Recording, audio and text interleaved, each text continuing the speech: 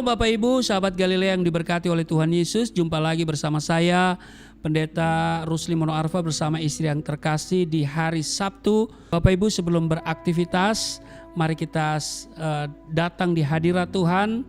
Sebelum kita berkegiatan, kita hendak mendahulukan Tuhan, kita baca, dengar, dan renungkan firman Tuhan. Mari kita berdoa.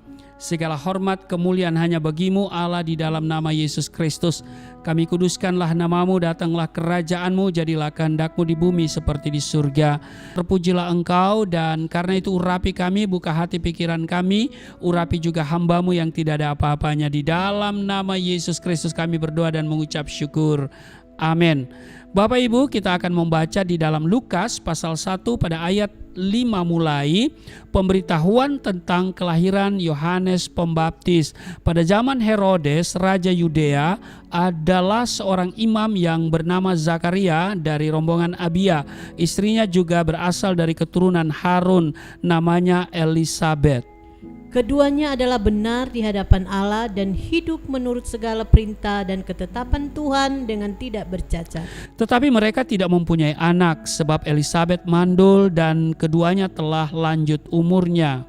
Pada suatu kali waktu tiba giliran rombongannya, Zakaria melakukan tugas keimanan di hadapan Tuhan. Sebab ketika diundi, sebagaimana lazimnya untuk menentukan imam yang bertugas, dialah yang ditunjuk untuk masuk ke dalam bait suci dan membakar ukupan di situ. Sementara itu seluruh umat berkumpul di luar dan sembayang. Waktu itu adalah waktu pembakaran ukupan. Maka tampaklah kepada Zakaria seorang malaikat Tuhan berdiri sebelah kanan mezbah pembakaran ukupan.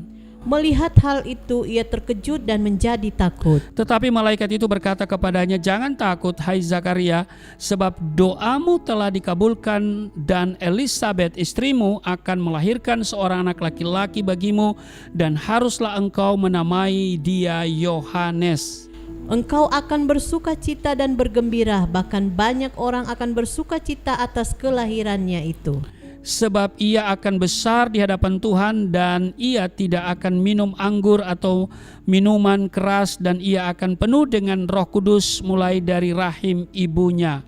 Ia akan membuat banyak orang Israel berbalik kepada Tuhan Allah mereka. Dan ia akan berjalan mendahului Tuhan dalam roh dan kuasa Elia untuk membuat hati bapa-bapa berbalik kepada anak-anaknya dan hati orang-orang durhaka kepada pikiran orang-orang benar, dan dengan demikian menyiapkan bagi Tuhan suatu umat yang layak baginya." Lalu kata Zakaria kepada malaikat itu, "Bagaimanakah aku tahu bahwa hal itu akan terjadi? Sebab aku sudah tua dan istriku sudah lanjut umurnya." Jawab malaikat itu kepadanya, "Akulah Gabriel yang melayani Allah dan aku telah diutus untuk berbicara dengan engkau dan untuk menyampaikan kabar baik ini kepadamu.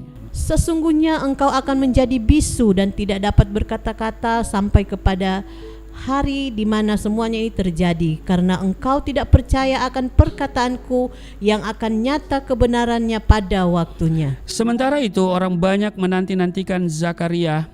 Mereka menjadi heran bahwa ia begitu lama berada dalam bait suci. Ketika ia keluar, ia tidak dapat berkata-kata kepada mereka, dan mengertilah mereka bahwa ia telah melihat suatu penglihatan di dalam bait suci. Lalu ia memberi isyarat kepada mereka sebab ia tetap bisu.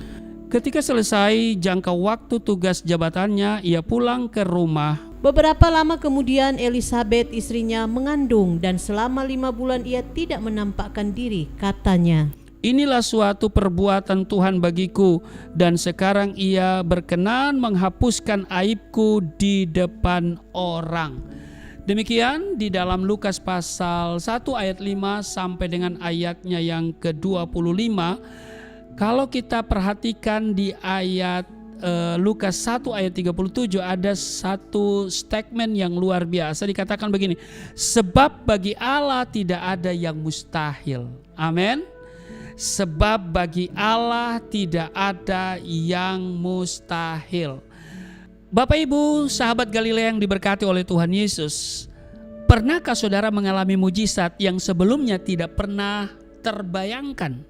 Sudah pernah atau belum? Nah Bapak Ibu, jika kita membaca seluruh isi Alkitab, rata-rata dipenuhi dengan kisah-kisah mujizat. Salah satunya kisah tentang Elisabet, seorang wanita yang mandul. Di usianya yang terbilang sudah tua, Elisabet belum juga dikaruniai anak.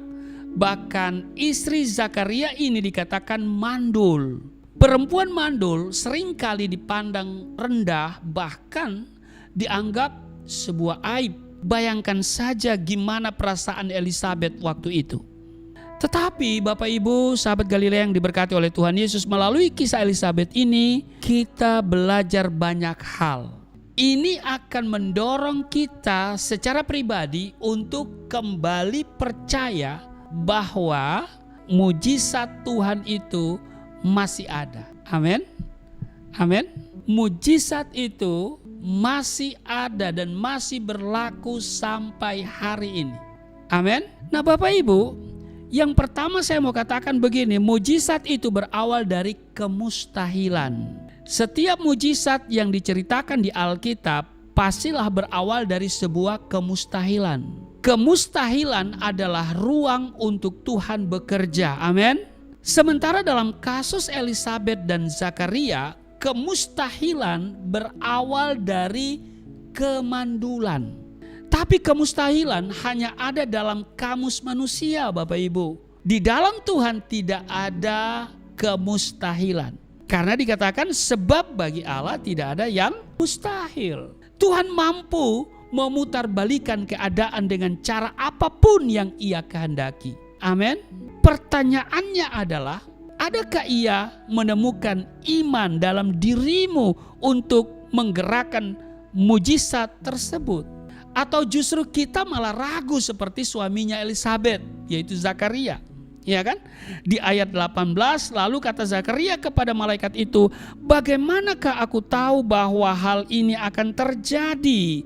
Sebab aku sudah tua dan istriku sudah lanjut umurnya. Di ayat 19, jawab malaikat itu kepadanya, akulah Gabriel yang melayani Allah dan aku telah diutus untuk berbicara dengan engkau dan untuk menyampaikan kabar baik ini kepadamu. Di ayat 20, sesungguhnya engkau akan menjadi bisu dan tidak dapat berkata-kata sampai kepada hari di mana semuanya ini terjadi, karena engkau tidak percaya akan perkataanku yang akan nyata kebenarannya pada waktunya. Bapak Ibu, kalau kita perhatikan ya, ketika Zakaria tidak sepenuhnya percaya, tidak percaya pada kehendak Tuhan untuk memberinya keturunan, saudara, apa yang terjadi? Dia tidak dapat berbicara. Dia tidak bisa berkata-kata alias bisu. Dan kita lihat bahwa ketika Zakaria tidak sepenuhnya percaya, kehendak Tuhan untuk memberinya keturunan tetap digenapi dan tidak dibatalkan. Walaupun ya saudara, pada akhirnya ada harga yang harus dibayar oleh Zakaria agar mujizat itu menjadi nyata. Ia dibisukan oleh Allah sampai anak dalam rahim Elisabet itu lahir. Perhatikan Bapak Ibu, kemustahilan yang di pikiran kita tidak akan menjadi penghalang bagi Tuhan untuk melakukan sesuatu yang besar dalam hidupmu. Apakah saudara percaya? Jadi walaupun saudara berpikir mustahil, tapi bagi Allah tidak ada istilah mustahil. Ya kan? Bagi Tuhan tidak ada perkara yang sukar. Dan itu sebetulnya bukan sebuah kendala bagi Tuhan untuk melakukan perkara-perkara yang besar dalam hidupmu. Hanya saja saudara, yang Tuhan tuntut dari kita adalah yang namanya iman percaya. Jadi lihat bahwa mujizat itu berawal dari kemustahilan. Yang kedua, meski demikian, mujizat bukanlah segalanya. Amin. Tuhanlah segala-galanya. Sebelum memiliki anak, Elisabet dan Zakaria menghadapi proses yang bukan sebentar, Bapak Ibu. Mereka berdoa sejak lama sampai satu titik mereka berhenti berharap.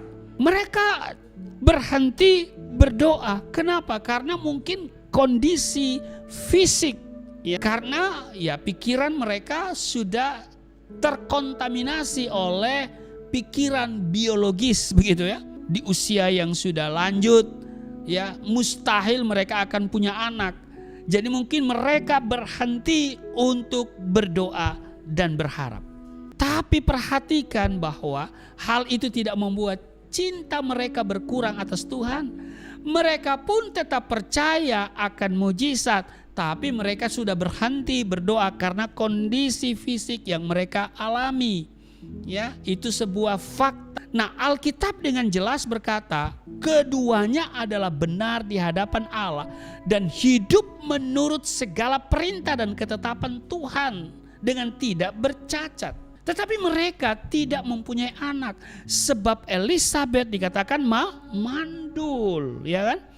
Sebab Elisabet mandul dan keduanya telah lanjut umurnya. Nah, ini mungkin alasan mereka berhenti untuk berdoa, karena mereka sudah lanjut umur dan mereka sudah terkontaminasi dengan pemikiran biologis. Perhatikan Bapak Ibu, diberinya mujizat atau tidak oleh Tuhan, pasangan ini sama sekali tidak lari dari Tuhan, melainkan yang mereka lakukan adalah tetap hidup benar di hadapan Tuhan. Mereka tetap melayani Tuhan. Mereka tidak menjauhkan diri dari Tuhan di saat mujizat belum terlihat oleh mata mereka. Pasangan ini menyadari bahwa mengasihi Allah adalah nomor satu. Pertanyaannya bagi kita adalah, apakah kita sedang menantikan mujizat saat ini? Apakah itu soal keturunan atau pasangan hidup? Saya mau katakan, percayalah bahwa masih ada harapan dan mujizat, serta bagi Tuhan tidak ada perkara yang mustahil. Karena itu teruslah berdiri di hadapan Tuhan, teruslah berharap, teruslah berdoa, dan ini yang paling penting, taat kepada kehendaknya. Amin. Jangan berhenti mencintai firman-Nya. Jangan berhenti untuk beribadah. Jangan berhenti untuk berharap. Tetap berharap, dan karena itu bagian Tuhan akan Dia lakukan dalam hidup saudara dan saya. Amin. Selamat berkegiatan di akhir pekan ini. Tuhan Yesus memberkati. Mari kita berdoa. Terima kasih untuk kesempatan kami boleh melakukan aktivitas di hari ini, karena Tuhan yang menolong kami. Dan karena itu kami mohon Tuhan menyertai, Tuhan memberikan kami kekuatan, memberikan kami perlindungan, sehingga sepanjang hari ini kami berada dalam perlindungan Tuhan yang sempurna, terhindar dari segala yang jahat, tidak diserang oleh penyakit, dan kami tidak jatuh, tidak celaka di dalam nama Yesus. Berkati seluruh sahabat Galilea dimanapun mereka berada, dan dalam seluruh aktivitas mereka, mereka mengalami mujizat Tuhan. Mereka yang berdoa untuk memiliki keturunan, Tuhan kabulkan dan jawab doa mereka. Sebab bagi Tuhan tidak ada perkara yang mustahil. Mereka yang sedang menunggu mujizat kesembuhan, Engkau jamah mereka, sembuhkan mereka dari berbagai penyakit mereka. Pulihkan setiap mereka. Di dalam nama Yesus Kristus kami berdoa dan mengucap syukur. Amin.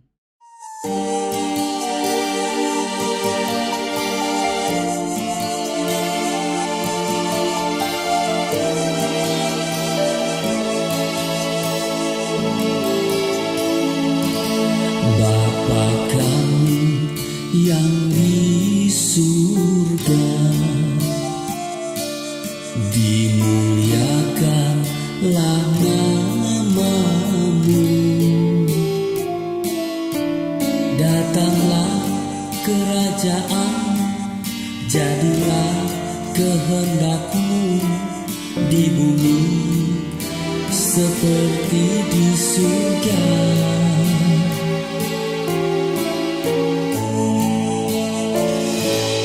Berikanlah kepada kami makanan yang secukupnya. Ampunilah dosa kami seperti kami